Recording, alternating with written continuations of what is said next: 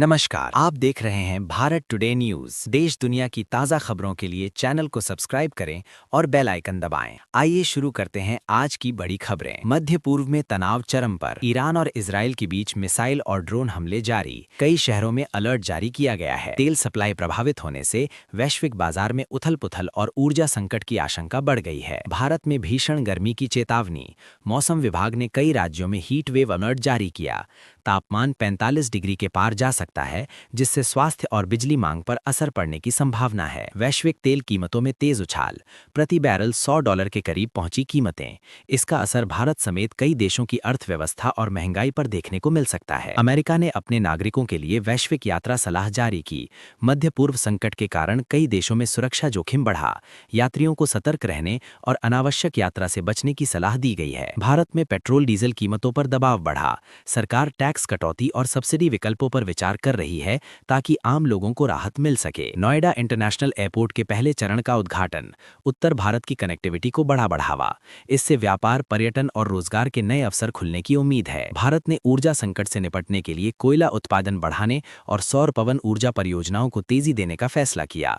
सरकार बिजली आपूर्ति बनाए रखने के लिए कई आपात कदम उठा रही है। भारत चीन सीमा वार्ता में प्रगति। दोनों देशों ने तनाव कम करने और व्यापार बढ़ाने पर सहमति जताई। ये कदम क्षेत्रीय स्थिरता के लिए महत्वपूर्ण माना जा रहा है। विश्व युद्ध की आशंका को लेकर वैश्विक स्तर पर चर्चा तेज। कई देशों ने अपनी रक्षा रणनीतियों की समीक्षा शुरू की और सैन्य तैयारी बढ़ा दी है। भारतीय शेयर बाजार में भारी उतार चढ़ाव। विदेशी निवेशकों की बिकवाली जारी। सेंसेक्स और निफ्टी पर दबाव देखा गया। निवेशकों को सतर्क रहने की सलाह दी जा रही है। सोने की कीमतों में रिकॉर्ड तेजी। निवेशकों ने सुरक्षित निवेश के रूप में गोल्ड की खरीद बढ़ाई। इससे घरेलू बाजार में भी सोने के दाम नए स्तर पर पहुंच गए हैं। पाकिस्तान के एक पूर्व अधिकारी के बयान से विवाद।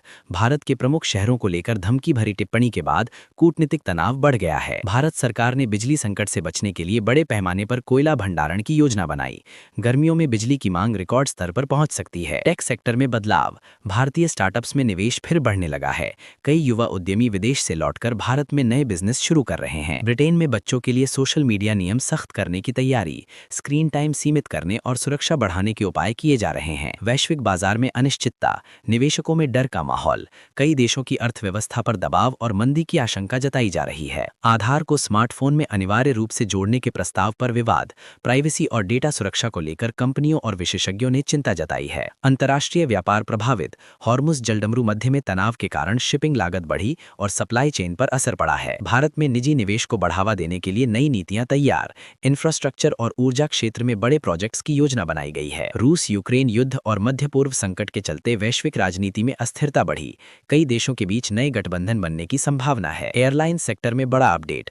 कतर एयरवेज को 2026 की सर्वश्रेष्ठ एयरलाइन का खिताब मिला, जिससे कंपनी की वैश्विक पहचान और मजबूत हुई। भारत में एआई और डिजिटल सेक्टर तेजी से बढ़ रहा, लेकिन एंट्री लेवल नौकरियों में कमी देखी जा रही है। स्किल्ड प्रोफेशनल्स की मांग बढ़ी है। महंगाई को लेकर आम जनता परेशान। खाद्य और ईंधन कीमतों में बढ़ोतरी से घरेलू बजट पर असर पड़ा है। सरकार राहत उपायों पर काम कर रही है। कई देशों ने रक्षा बजट बढ़ाने की घोषणा की। बढ़ते वैश्विक तनाव के बीच सुरक्षा खर्च में तेजी देखी जा रही है। दुनिया भर में कूटनीतिक प्रयास जारी। युद्ध को रोकने और शांति बहाल करने के लिए अंतर्राष्ट्रीय स्तर पर बातचीत और समझौते की कोशिशें जारी हैं।